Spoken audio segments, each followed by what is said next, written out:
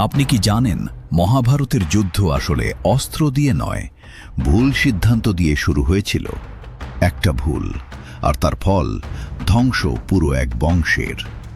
আজ জানবেন সেই সিদ্ধান্তগুলো যেগুলো আজও আমরা প্রতিদিন করছি। মহাভারত শুধু একটা যুদ্ধের গল্প নয়, এটা মানুষের সিদ্ধান্ত, অহংকার আর ভুলের ইতিহাস। মহাভারত আমাদের শেখায় ভুল সিদ্ধান্ত শুধু নিজের না, পুরো জীবনের দিক বদলে দেয়। কর্ণের ভুল, অন্ধ বন্ধুত্ব। কর্ণ ছিলেন অসাধারণ যোদ্ধা, কিন্তু তার সবচেয়ে বড় ভুল ছিল ভুল মানুষের প্রতি অন্ধ বিশ্বাস।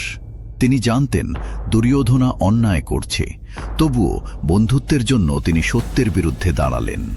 শিক্ষা: ভুল মানুষের পাশে দাঁড়ানো সমান নিজের ধ্বংস ডেকে আনা। 2.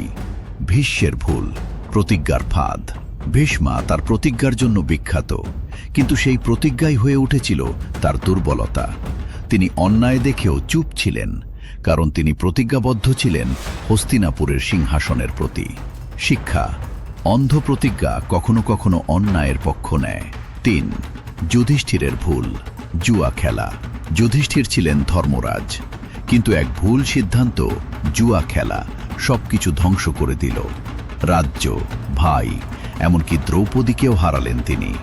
শিক্ষা: একটা ভুল সিদ্ধান্ত সমান জীবনের সবকিছু হারানোর শুরু। 4. দ্রোণের ভুল, পক্ষপাতিত্ব। দ্রোণা ছিলেন মহান গুরু, কিন্তু তিনি অর্জুনকে বেশি ভালোবাসতেন।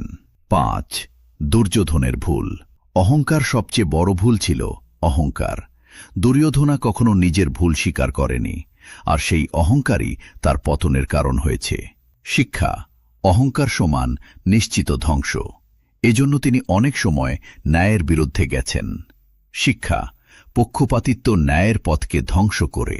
মহাভারতের যুদ্ধ শুধু কুরুক্ষেত্রে হয়নি, আজও আমাদের জীবনে প্রতিদিন হচ্ছে। প্রতিদিন আমরা সিদ্ধান্ত নিচ্ছি সত্য না ভুলের দিকে।